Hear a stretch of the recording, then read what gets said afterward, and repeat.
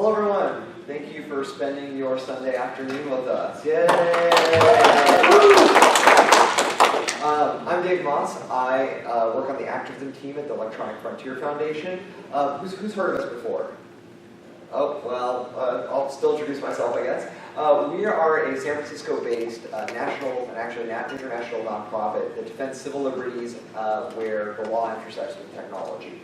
So that may range from us suing the National Security Agency over spying on you, going after patent trolls who try to use crummy, vague patents to shake down podcasters for licensing fees. We also work on a lot of legislation. One of my roles at EFF is to work on police surveillance and surveillance technologies in general, and that generally is where I enter into the drone conversation.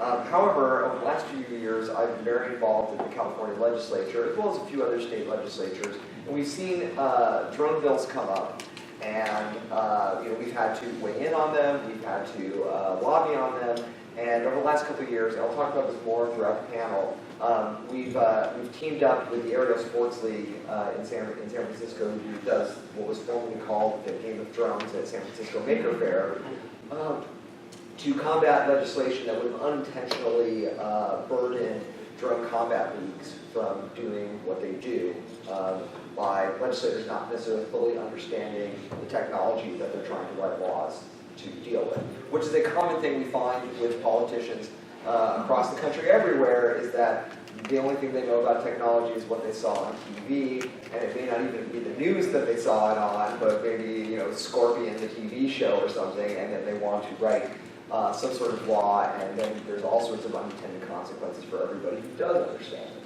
That's the 1, 2, 3 I'm getting. Okay. My name is K Tetch. I'm a robotics engineer turned technology journalist and researcher. I've worked with drones, I work with autonomous vehicles, and I've worked in various high risk and stuff. I did a lot of work on safety systems with drones and failure points of teleoperated vehicles and things like that. So that's kind of my angle, is the certain safety design and critical failure parts. So, start with this panel is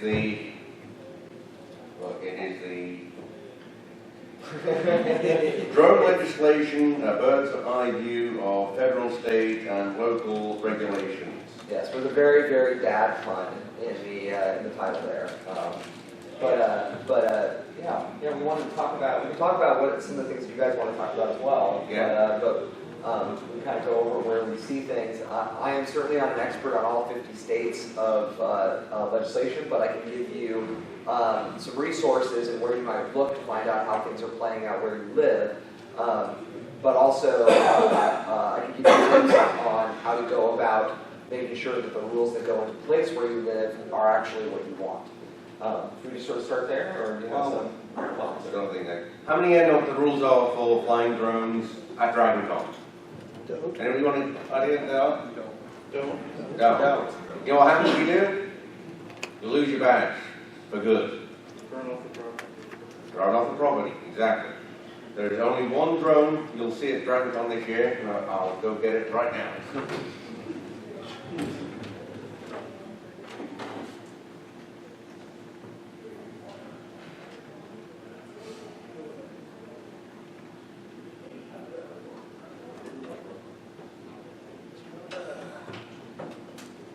Look at that.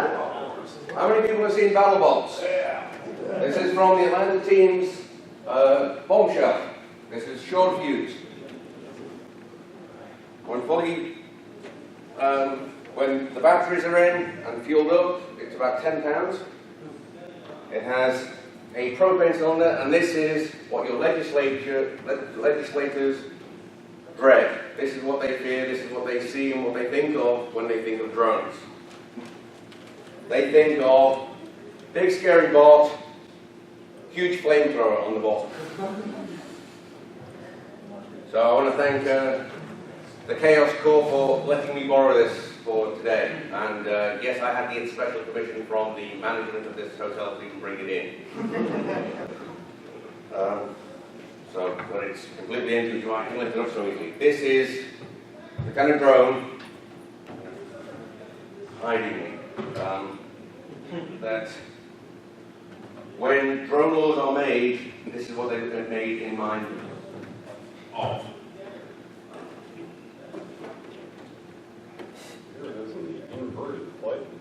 Yeah. But there are other ones. Have you heard about the big explosions in the Ukraine last month? One or two. For those who don't, what happened was a commercially available DJI Phantom drone carried a small Russian thermite grenade, no bigger than this, and dropped it into a Ukrainian munitions depot and caused about $1 billion worth of munitions to go boom, with explosions that were actually knocking people down 2 miles away. So it was a big explosion. It went on and on and on. And that is also what military and legislators are worried about, the ability to use things like this. This is all entirely self-made, let alone commercially, so they have to worry about commercially made ones and easy to make home ones being used for these sorts of things. That's why many legislators are going very strict with their laws and trying to think about broader pictures. I think one of the problems with state legislators is if one person with a drone acts badly, that represents all drone owners to legislators. Like we hear, so a few years back, Code Pink, are people familiar with Code Pink, the activism organization? So for those of you who aren't, they are one of the more active direct action progressive groups, and they're the ones who often get, stand up at congressional hearings and yell, or do stuff. But to protest U.S. drone policies overseas, they flew a drone outside Dianne Feinstein's house. And the story goes that Dianne Feinstein opened a window and saw that there was a drone there. And to be fair, Dianne Feinstein's front yard is like a public space with like a big statue and stairs that people are always jogging on, and it's like meant for people, but they had protested and they put it outside her window. And how many times have I heard Dianne Feinstein bring this story up since then? A lot. And there are surely a few pervs out there who've been putting drones up to people's windows, and then suddenly that's all the legislature is focusing on. The other complication with drone legislation is that oftentimes the bills they put out there are trying to regulate both government drones and recreational drones and business drones all in one piece of legislation, which really, really complicates things. Especially for an organization with us, where on one hand, we want you to have lots of freedom. We want consumers and hobbyists to have as much, and journalists and all of these private people to have as much freedom as possible to do, within the realms of safety what you can. On the other hand, we want to limit as much as possible police from using it without a warrant to spy on you. In between, there's kind of like firefighters, and what are you going to do there? Using search and rescue. Yeah, search and rescue, which we kind of want to make sure there's room for that, but we also want to make sure that that is not a front for police to sort of backdoor police surveillance in it. And so it's all very, very complicated, and it makes things really difficult because legislators are often unable to differentiate the uses. Either they see police and perps, or they see police and police and drug smugglers who are going to do it across the border, or they'll say, people are going to drop bombs with it, or that sort of thing. What's helpful, though, to an extent, is the more drones are ending up in Target and Best Buy, and people are getting more comfortable seeing them in a more popular context, the better there are, or the better legislators are more comfortable with the idea. And I think that so there's sort of three areas of regulation that we have to keep an eye on. And one is the most obvious is the FAA and anything that Congress might do. The FAA obviously has its rules out there now. But then the state legislature will try to enact laws regulating it. But then your local municipalities, your cities and counties who are worried about how these might be used in public spaces, in public right-of-ways, in public parks, they're going to come up with the third tier of legislation. So you might find yourself, where you live, having to keep track of not only 3 types of rules out there that you have to follow, but 3 types of different kinds of advocacy you might need to do to make sure things fall the right way. I'm pausing to give you a chance.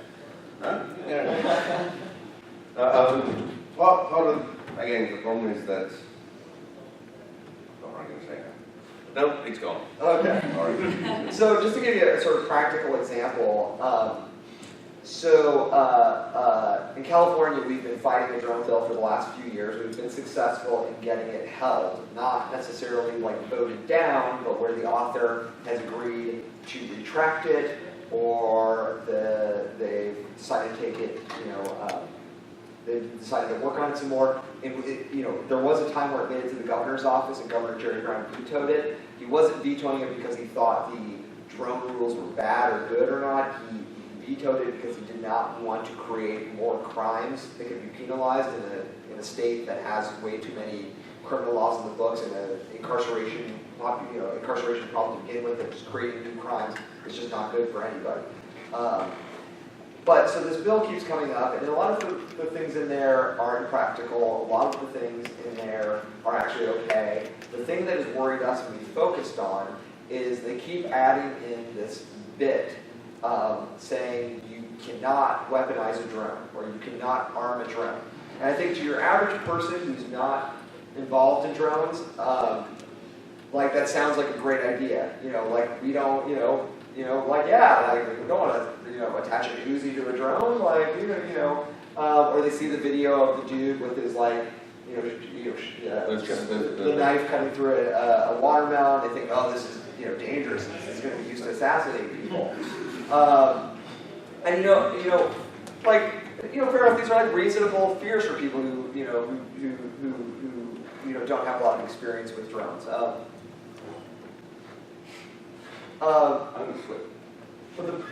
But the problem is, when you look at it, the language is so broad that they define like a weapon as anything that could injure someone or used to injure someone or used to injure a piece of property. Now, when you have something like Game of Drones or the Aerial Sports League, the purpose of the game is to damage somebody else's property.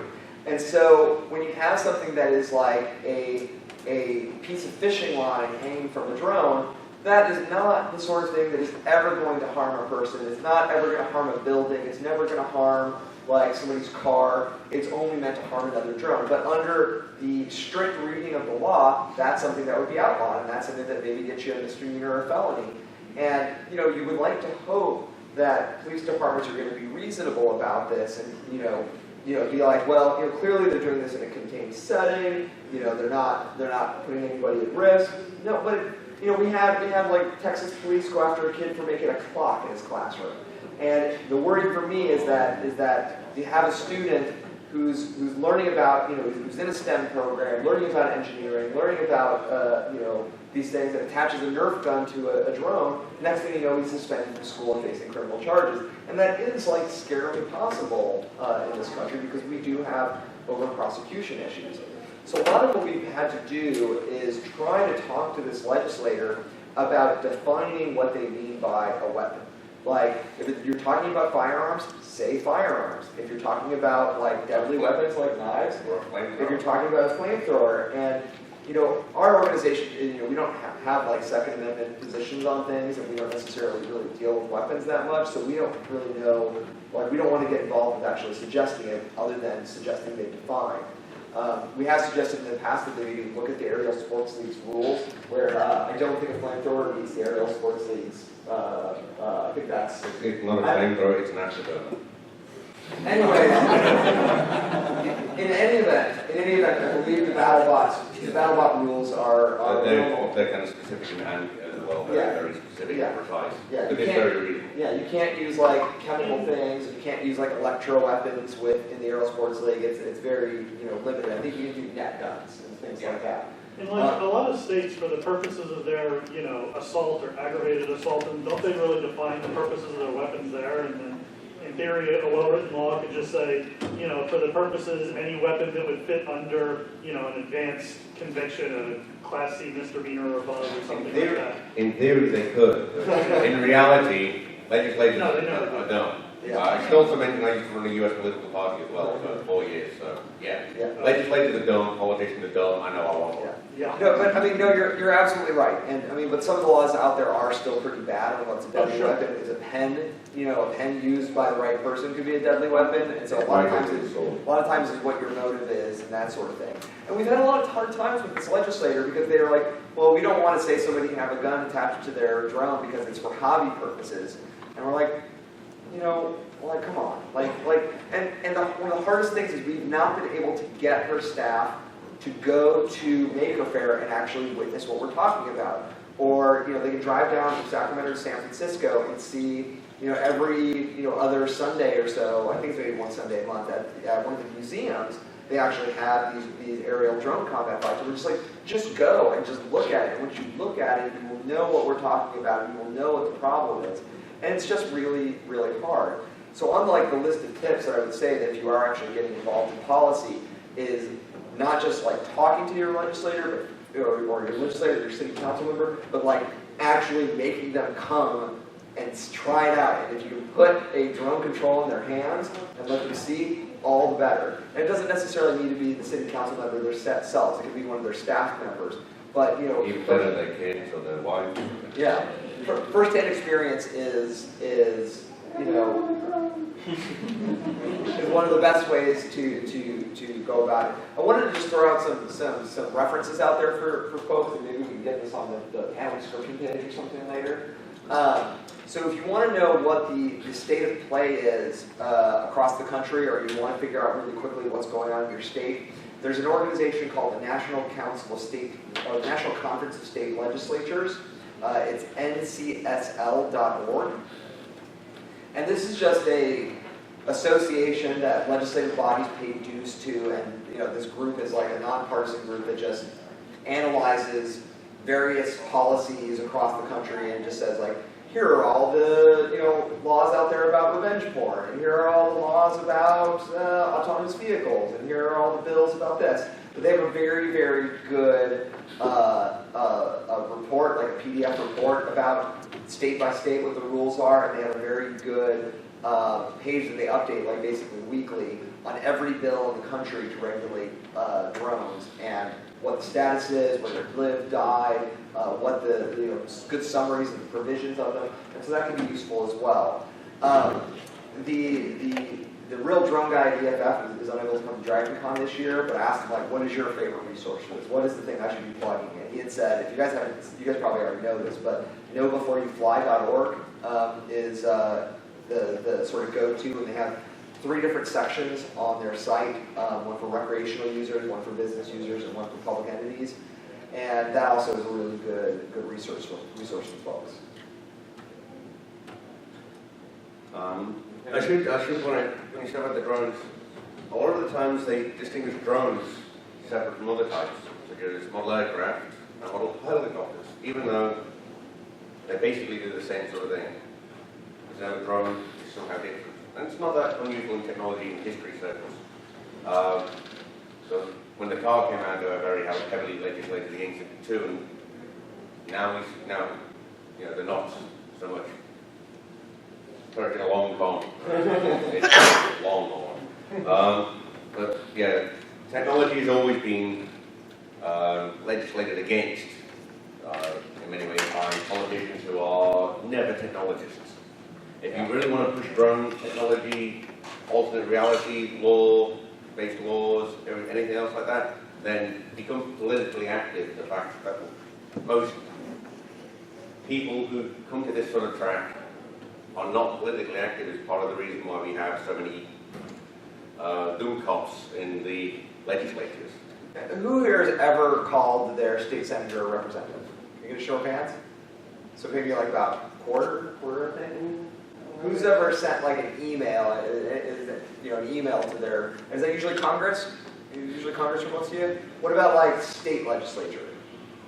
And what about city council or county commissioner, Panorama? So I think it's probably about a third. Not bad. Well, I mean, I found at DragonCon that most people here are more engaged than the rest of the population. So yay for all you folks. But it is way easier than you think it is, for those of you who haven't. honestly, like senators can be hard to influence, and even members of Congress can be hard to influence.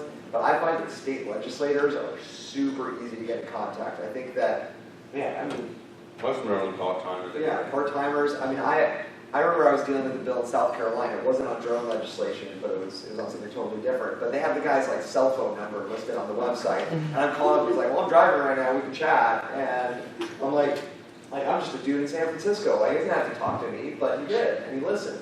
And I think that just making a call and getting over the first hurdle of like the nervousness of making this call and not feeling like you're confident about things. You know as much as most of these legislators do. Like, I mean, they may know a little bit about tax policy that you don't know, or they may know something about issues that you know nothing about. But if you're in this panel right now, like, you know more than they do. And Because you're not informed by just TVs, movies, films, and disaster scenarios, by sensations newspapers looking to sell more papers. yeah, I guarantee no one in their office has ever gone to a panel on drones or drone legislation. Unless there's somebody here. Is there anybody who works for elected official here? Awesome. Who do you work for? Or if you don't, you have to say. All right. Is there a Georgia legislator? Is it state or State. state? Are we about right on it, or are we talking baloney here, or are we? Well, I'm not with the Congress member, so. But I mean, how does your office name? Yeah, right. I love hearing from people who actually work in these offices, because I mean, oftentimes in the media, we end up vilifying people who work in government, but really, like, people do try it. It's like people take their job seriously and do go into government because they want to help people. All right. It says me standing up behind there. I got a bad knee. During Thursday night wrestling, I injured my knee. So I've been in a lot of pain all weekend, and so I've been hobbling and moving around to keep it from seizing up. I don't mean to put you on the spot if you're not comfortable talking, but I think that I would certainly benefit from hearing what your thoughts are on it. Well, I work with the State Fire Marshal's Office, which Okay. is a division of the Office of Insurance and Safety and Fire. Okay. Well, how does your office think about drones? I mean, is it like something you've been working on for a while? Is it new, or? Let's just say technology is a new thing for the office. Does your office have drones? No, Are you getting drones? no. Why not? It'd be a good way to spot fires. I'm just telling you here. Like, you can just tell me to shut up and go back to managing your own panel. We're not even allowed to telecommute. Well, all right then. Welcome to Georgia, it's not California. Well, I mean, That's unfair. The state office of the fire marshal, that's not their job. Their job is not to do that. Their job is to set regulations, to use the NEC and the NIFPA as models for regulation, and to follow the regulations as set. They're not an inspection organization. okay, I don't know how they work, but So, you say about dumb costs, but remember that people in the legislature are subject matter experts in legislation. Yeah. And they only go off what they have. So is EFF going to make for some model legislation that will be more forward-looking? I mean, remember, FAA has done a great deal with Part 107 to move the agency into modern age. It's not without hope. So the challenge for EFF is that we are still a very small organization, and unlike, say, the ACLU, we're often very much compared to, ACLU has a model in which they have chapters in every 50 states, and in some states they have 3 or 4 chapters. EFF only exists as a building and a half in San Francisco, and so I am the only activist on the team that even touches on state legislation. And my actual portfolio of stuff that I have to work on includes all of police surveillance and filing public records requests and putting out investigative reports. So I have to actually triage and say, well, what can I actually handle? And so I kind of have to limit it down to, I can work in California, and when people ask me in another state to give advice, I can do that too. It also sort of plays out that I'm not a lawyer, and we do have lawyers who work on stuff, but writing an actual bill from scratch is actually not in our realm of expertise. We can advise people on them, we We can give language on certain areas of it, but oftentimes a drone bill will cover things that are outside of our actual policy area, outside of our mandate of what we can actually suggest. So any bill that we would write that isn't strictly limited to police surveillance is actually going to be something that would be outside of what our donors give us money for and what our members expect us to do. So go to Commercial UAE Expo and open source a bill. That may be something I will attempt to do. I think that, you know, my goal for coming to this panel and for talking to drone community in general is that it kind of is incumbent on the community. I mean, I've never flown a drone in my life, and yet I'm the one who's having to like try to organize drone people in California to work on this stuff because I have a certain area of expertise. My expertise is not drones. We do have somebody, you know, several people who are the drone experts at EFF. I just know legislators, and I know how to talk to them about stuff, and I know how to run an online activism campaign. But it is actually on the people who are part of the community to advocate for themselves, because I can't advocate for everybody who works on every piece of technology, because I'm just one dude. Oh, and Mike's back there. Thank you. You guys? Yeah. Okay. So you said that it's not fair for the fire marshal to do that. I actually work. No, I didn't say it was fair. I said their criticism was unfair. Okay. I didn't have any criticism of the fire marshal, I was just asking questions. Well, state fire marshals are not generally inspectors. They delegate that to the counties. They set policy. They do it for state entities. However, in California, that's really, as you know, that's really complex because you have the OSA, who has their own set of things. But in most cases, the state inspectors and fire inspectors are not going out and driving. It's not their job. Right, and I appreciate that you made the difference between state and county too. I work for a local county sheriff's office actually, and we are trying to start a drone program and make sure that we're doing everything correctly so that we're not violating people's rights.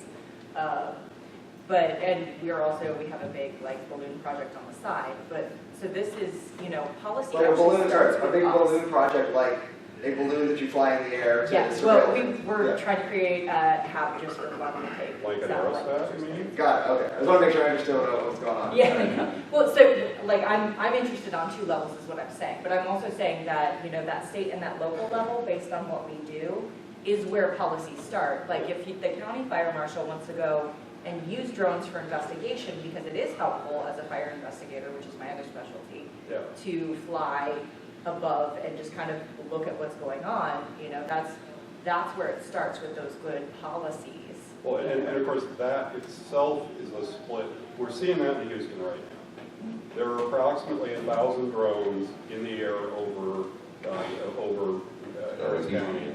About half of them are simply being ignored because they're outside of Part 107. Because we got to fix this place, and it's just happening. Legislation is being written right now by the people of Texas. Whether anyone likes it or not, in reality, it's happening. That's the cutting edge. I find Houston also fascinating because, I mean, wasn't Houston the place where the police actually used a remote vehicle to take out the hostage taker and About 2 years ago? Yeah, and that has created huge ethical questions. What's that? I think it was the robot. It wasn't a flying drone, but it was like It was a bonus frozen one being yeah. repurposed. Yeah, I mean, in a way, these remote vehicles, it doesn't necessarily matter whether they're underwater, flying, or on land. Like a lot of the issues that you have to consider are the same. I mean, they're different, but it's definitely in the community of tech policy experts who are debating how do we, you know, what do we need to focus on, what are the emerging issues. The Houston bomb disposal bot was like a watershed moment, and I think that, you know, 30 years from now, 40 years from now, we're going to be looking back at that moment and saying, that happened, there weren't really things in place or regulations or protocols or policies. This was a police department that had a unique situation, and they tried to figure out a way to deal with it, and they already had several of their guys down. What are they going to do? And so they tried this, and in retrospect, maybe there needs to be policies that they figure out in case these scenarios come up, but what should those policies be? And I don't necessarily know the answer to that. And, you know, as an organization, we've often tried to figure out, well, how much should we get into armed drones? Because once you start opening up the issue of when the government should use armed drones, then we're starting to get into like war policy. And that is something that we definitely stay out of we've not really gone into like overseas drone issues. But I think it's important for you to emphasize that there's two classes here that you're kind of skipping around, because we have both the autonomous, we have today what we call drones. They're teleoperated. Right. There's a human being in the loop all the time. It won't be long before we have truly autonomous vehicles. Agreed. And there is a tremendous requirement for them. Imagine, if you will, we are at a science fiction convention, don't even have to use much of our brain to think about this. If I could throw 24 drones in the air that knew where all the helicopters were and told them, look at every street in Houston and environment every hour. And if you see something interesting, tap a human being on the shoulder. Or right now, our state is on fire. My house is a quarter mile from the fire lines. Nothing I can do about it. Well, if I had a bunch of drones that could go do that, I wouldn't want humans to go operate them any more than I do for satellites. That's a completely different case for which there is no case law, and there are not even models for case law that are going to have to be developed. I think you've nailed like a good chunk of the complexity on that. And then when it comes to the autonomous stuff, we end up having to deal with a whole different kind of world of legislation because we start getting into AI issues and AI. Are we going to deal with the AI behind drones separately from other kinds of AIs, or do we try to deal with AIs as a whole and deal with things in the air separately? And these are things the legislature doesn't know.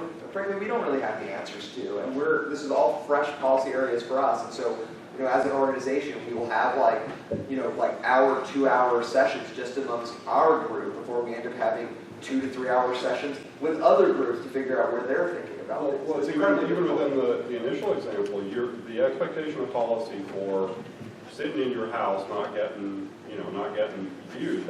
How is that different from the Google car driving by, doing some amount of anonymity? In my first example, I'm going to get human beings. In fact, I want to get human beings, and I want to find the human beings on the route to say, go get that person.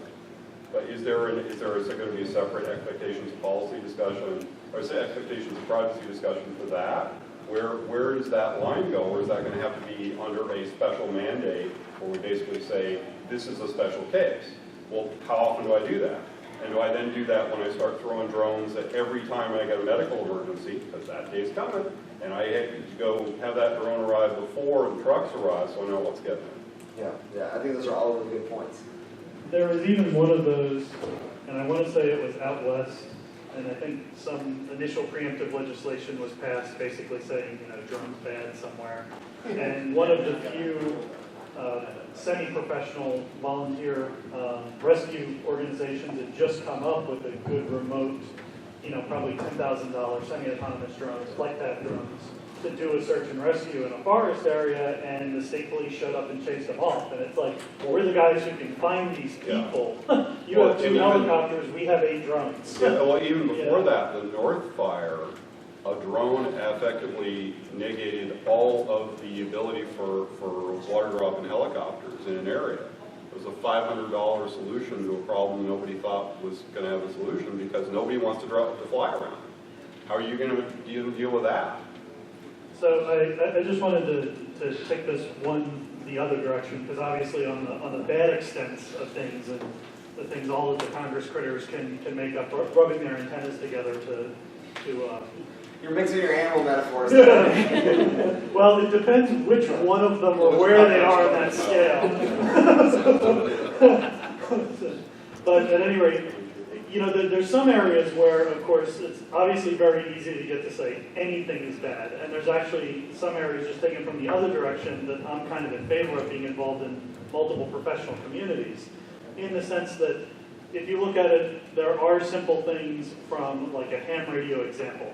I am completely for people who have non-toys, and I don't want to get into the total debate, but just, the Walmart toys, but you're actually operating more professional level drones or more inexpensive level drones that can have capability and distance and some payload, that you have to have a simple license, be it federal or state, not so much that you have to jump through a million hoops, but much like a ham radio, there's a battery of questions that largely includes your laws and responsibilities and liabilities that you have. You cannot fly it into the airport, not whatever, so when somebody does show up, you can't say, oh, we didn't know, or we didn't ask if this was a restricted flight zone because we didn't know. You are reliable, or liable, and if you have people who are, that there is a more clear standard of liability in some of these situations, no, you cannot be paparazzi and fly over someone's fence and up to their window. You have already acknowledged that this is part of what you will not do. Then, of course, we've limited that area and say, hey, here are clearly people you can arrest because they've acknowledged they know what the rules are. And it doesn't have to be so much open to the imagination. And I'd love to see, in some areas, us working on that, and kind of the A, B, C, and level of models. That just, you acknowledge these are basic things. You can't fly it over the school, you can't fly it over the hospital, the local airport, or whatever. The FAA has already done that, because that's part 107. I want to see folks who haven't spoken yet have some comments or questions. I think this gentleman here, let's start with him. And then I want to make sure that everyone who wants to talk or ask them gets a chance to. Actually, to follow up a little bit on what he said, the FCC regulates frequencies based off of wattage, so that no one interferes on other people. Back in the 70s, you had people that would run too big a CB base stations that would interfere with cable. I'm wondering, are y'all working with anything with manufacturers? And I'm talking about the small drones you see in the stores. Put in warning labels or sign up for larger drones. In other words, to not make them knowledgeable of this, because So the ones in the store are 25 milliwatts? that's not where I'm going with it. Yeah. Hold on a minute, please. What I mean is, inside, we buy walkie-talkies in the stores. There is a slip or insert in there discussing about the rules and regulations of the SEC. None of this is in there from the FAA whatsoever on the smallest drones you buy anywhere. And I mean, even when I go to my local hobby store, they're not, even up to the big ones. There is nothing. Nothing is being put forth by the manufacturers to notify the individuals of legalities to these. And I'm wondering if you all are working with anything for that. There's a national organization that's doing that. Yeah, the UAV. They are, yes. However, it's not by the manufacturers. Like I said, if you buy a radio, Those manufacturers are all in China. So Whatever. So I wish I had a better. What it is saying that, okay, people, thank you very much. If it's going to be distributed into the United States, the people that are selling the product or distributing the product can easily put an insert in there to notify the public of what's going on, because the public is not aware of this. Right. So I don't have a great. I mean, I'm disappointed with the answer. The fact of the matter for an organization like the EFF is something happened in November that has resulted in us having to direct a lot of resources elsewhere. If we've had, and I'm not just talking about the president, I'm talking about we had Congress go, we fought for years to get net neutrality, we fought for years to get broadband privacy. Congress repealed the broadband privacy rules, and the SEC is looking to repeal the net neutrality. So every person that we have who has been working on the spectrum, who's been working on regulatory issues, has had to spend so much time trying to fight to keep privacy rules in place or get them reenacted in states. Like in California, we have a bill that would reenact these rules. That it just is just draining resources for some of these other kind of issues that are important, but when you're suddenly on the defense for battles that you thought you won, it kind of requires you to triage a lot of those issues. And unfortunately, what that results in is, we're fighting like an asymmetrical warfare, situation where we have, all these legislators who have an incredible amount of power, and we have all these industries out there who have incredible amounts of money and teams of lobbyists, and we're just an organization of 80 people. I mean, you look at some of these lobby organizations, and they have like twice as many people as us, and we're based on member funding, and so it gets to be really hard. And we have to look at some of these issues that would be, are near to our hearts, and you just can't do it. It's a disappointing answer. It's disappointing for me to say it, that the issue you raise is very interesting. It's an issue that I wish we had infinite resources to deal with. So we go out now into the communities like this and come to DragonCon. This is our first time expanding beyond the Electronics Frontiers Forum track, specifically because we need to crowdsource the ability to tackle these things. We just don't have the manpower to do it. Have you looked at aligning yourself to other organizations? We do. I mean, starting off small with, like I said, like the Aerial Sports League was a major step for us. in dealing with things other than police drones. Like we've had to, prior to the last couple of years, it was specifically only police drones because that's all we could manage. The good news is that since 2013, we've doubled in size. I was deployed number 40 when I started 4.5 years ago. There's now in excess of 80 people, which is a great sign. We may, grow even more over the next few years and be able to tackle more things. But it's hard. It's hard. We've had contact with, the UAVSI. We've had contacts with, some of the journalism drone organizations. And it is sort of a movement in its nascency.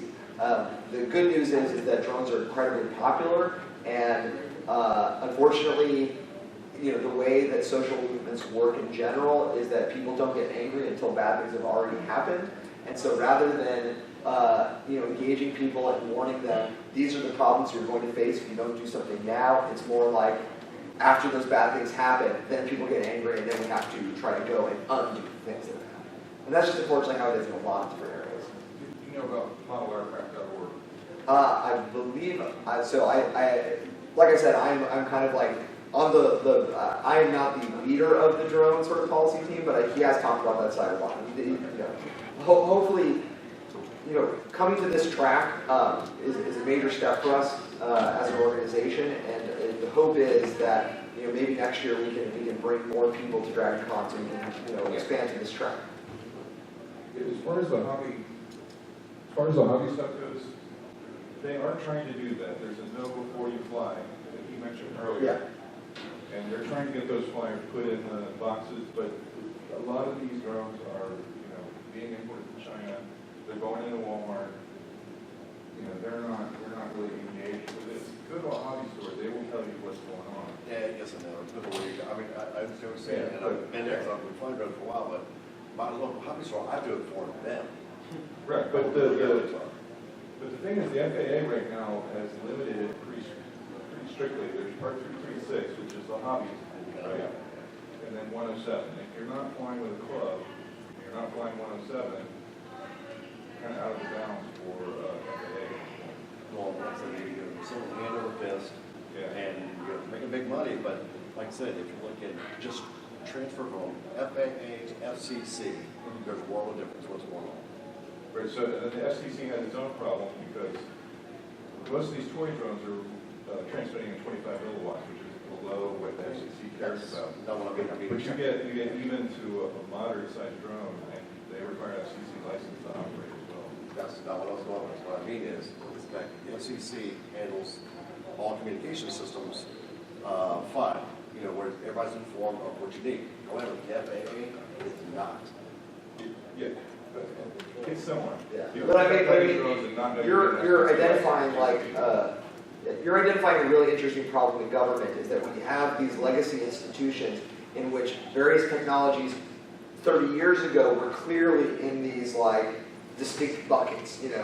Radio devices were radio devices, or at least in a commercial sense, for in the public. Like you had radios, you had model aircrafts, and there wasn't as much complication between them. And now, I think it's we look with things related to the spectrum, where does the FAA, and where does the FCC, and where does the FTC, and where does the FAA, who has jurisdiction over these things? And it's really complicated. We got what's that? That's not what we want. That's right. Y'all continue.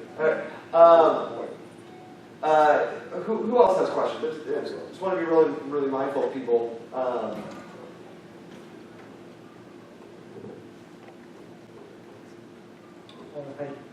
I want to get into your operation. I'm from New Orleans, so we're doing the search and rescue and all the natural events that happen around us. Is there a different set of policies and laws that go into effect when there is a state of emergency or a natural disaster that needs to be looked at as well, or is it all just kind of it seems like a cluster? Let me look that up for you while Andrew talks, or K Tetch. Yes, there is. And Pre-Harvey was declared, basically, the south of Texas was declared no-fly zone. That was an FAA edict. So if it comes through, it's going to be FAA? Yeah, because the FAA has controlling legal authority over that. They declared it, and it's being wildly ignored. Yeah, rather than the internet is super slow here, I think the National Conference of State legislative sessions are going to be really, really helpful to you. Cool, thanks. Of course, bear in mind too, that once the governor declares a state of emergency and giving all sorts of just general broad powers, the local sheriffs or state police in any given area is going to be whenever they tell you to pick up and leave. I mean, you know, just in that, regardless what piece of paper you have, that this is a state law. Right. Yeah. So Well, that's just the one trigger there. so I'll just keep an eye out if there's more people who want to talk. Yeah, totally random one, so it's not really legislative, but. Any questions? Throw it yeah, at me. We're so, going to ask about Gilmore Girls. I know nothing about it, but I'll try to answer it for you. I don't believe you guys are futurists or anything like that, but you guys kind of paint a picture of some of the expectations with, I guess, maybe some of the legislation for Amazon and other big distributors dealing with drones, kind of. This is like the hottest stuff in California right now. Yeah, Like, two things that are coming up all the time are autonomous vehicles on the roads. That's like number one, and these are kind of like in the same category of things. So like things that are coming with autonomous vehicles are probably going to end up being with drone-related stuff, but it also ends up being a battle between the state legislature and cities, because cities want to have control over what's in their, what's allowed in their jurisdiction. But the state has an enormous amount of authority to decide what happens, across the entire jurisdiction. I think that it's going to be very complicated because I think, and maybe folks will disagree here, but that it will be very, very complicated if every business wants to fly drones all the time. It's just, they're just the amount of things that can be possibly in the air before there's accidents, before there's crashes between drones, before there's just, like suddenly you can't see the sky anymore and get a decent picture. Oh, because they said that about 150 years ago about the car. And then brought in the Red Flag Acts and to slow down cars and restrict them so that we keep the existing industries. So, I mean, you could say the same thing with the vehicle.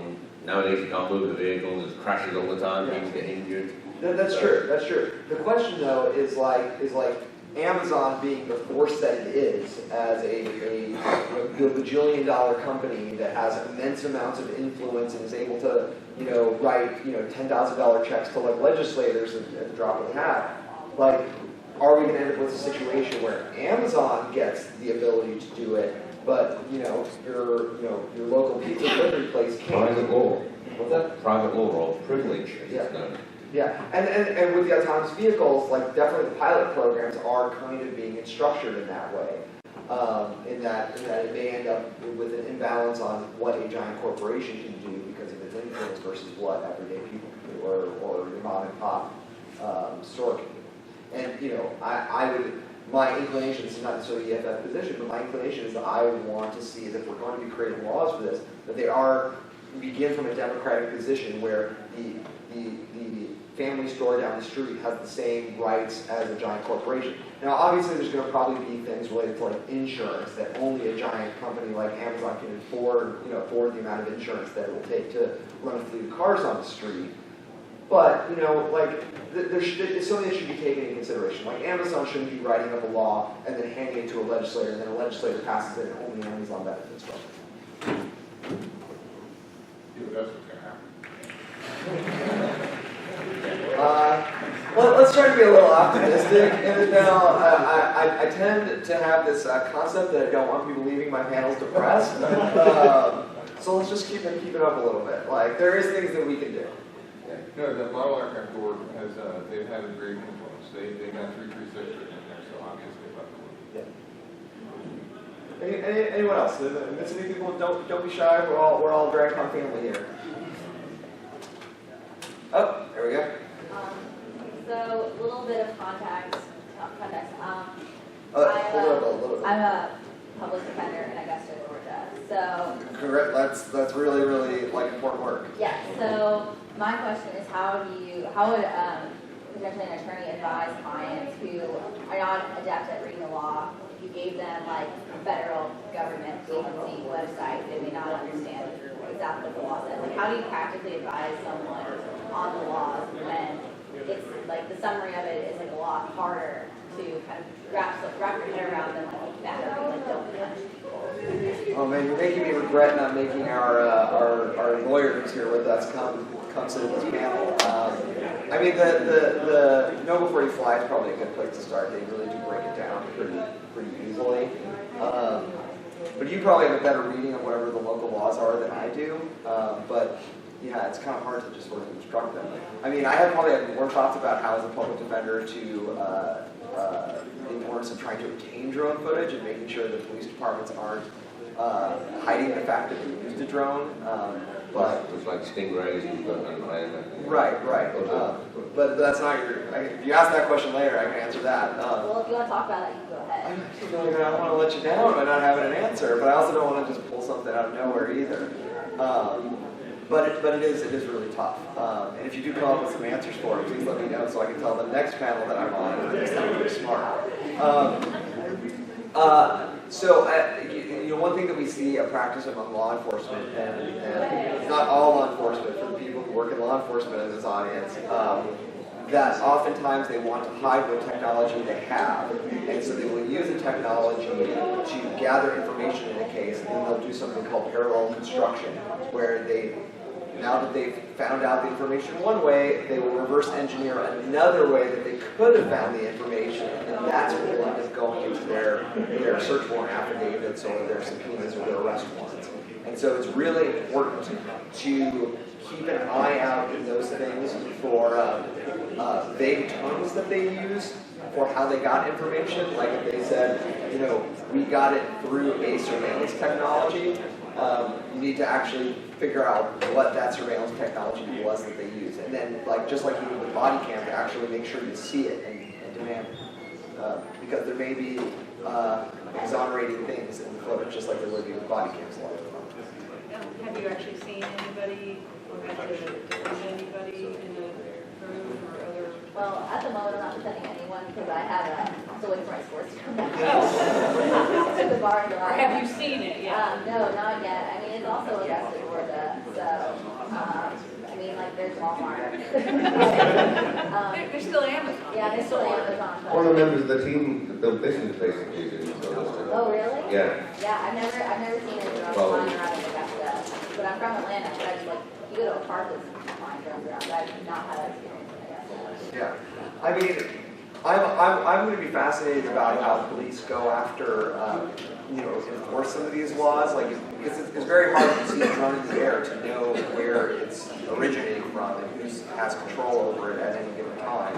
And the standard of proof is going to be interesting to see how prosecutors establish that if they find a drone. And be able to say that this person had a controller in their hands at the time that the drone was in the air. Especially since you'll often see people flying drones and have them controlled around. One of the reasons is because the registration scheme the FAA started with scratch. The UK has actually just started a couple of weeks ago instead. The central rules the FAA imposed last year. Right, and the UK they just started themselves. I think this gentleman here. Yeah, I was going to say, the interesting part is on the counter side of it, is you're looking at it from that point. But how about on the other side of now as the technology is getting more and more prevalent out there, and even some agencies have the authority to disable or to take down any drone over their area, regardless of what happens as it falls out of the air and what it hits. Well, liability issues involved. Liability and also the fact, everybody now, what's going to happen as companies start saying, well, here is my anti-drone technology I can mount on the roof of your house to protect your property around it. It doesn't matter. I'm just protecting my own property. Yeah, that's a policy decision from 47. The U.S. government right now has the authority to shoot down over anything that comes on a military installation. And prisons have the authority to do it all there. So, without the legislation being there, what's to say a private entity, just like they're selling drones all day long, somebody else says, hey, I got a better market. For all you people who are worried about drones flying over your house, I'll sell you a anti-drone technology. There's been some cases like that already, because people have been using the drones. Yeah, they've been blowing them out with shotguns and stuff like that. Nets. Yes. Yep. Well, That falls on the last post. So it depends on the context, right? I mean, if you're just going to a field where somebody's enjoying a hobby and shooting down their drone, I mean, there's already laws about destroying someone else's property. There was that test case a year or so back in Kentucky, I think it was. The guy claimed he was hovering over his daughter's bedroom. The video showed he was nowhere near the house and stuff. Yeah, but like I say, usually that's announcing shooting a projectile. Now if you're projecting beams out there. Well, but that's covered by ECPAC. We already have authority that covers that. I mean, that's JAM. There's authority, there's a lot of case law around what that is, and that's called JAM. Now, the biggest question, though, is what happens when people decide not to play with the, I mean, that device right there is running on a Part 15 radio. It's playing inside the rules. It's using stuff that you can buy off the shelf. It takes you about 10 minutes to change that. Something that's not playing inside the rules, and that will not be affected by area denial jamming, because it will be on a band you won't be able to necessarily permit. We're already seeing that in the Middle East. You said that you work on the safety and regulation systems and stuff. There was talk about 4 years ago when the initial saber rattling started with the feds about creating a registration database for like the military bases in the country and the airports and stuff to put into commercial systems so that no-fly would be in the autonomy that writes the flight plan or whatever. Did any form of that still limping along, or is that just... Not to my knowledge. I mean, part of the reason most of the drone companies are Chinese. I mean, even the US Army buys Chinese drones, although they just sent down, I believe they sent down an order a week or two ago saying don't use DJI ones anymore. As far as I know, that's gone out. I can't remember if I did. Sunday, I've been up for like 72 straight hours, so I don't. You may have noticed my head just kind of dipping a little. It's part pain, part finding desperately to stay awake to keep your thing. So I'm really glad that Dave's been so vocal. But I'm sorry. It was a very bad night for the department I work at last night. For me, anyway. Well, so I'll just take over again on that. I think we're at the end of the panel. I want everybody to give an applause to K Tetch for pretty much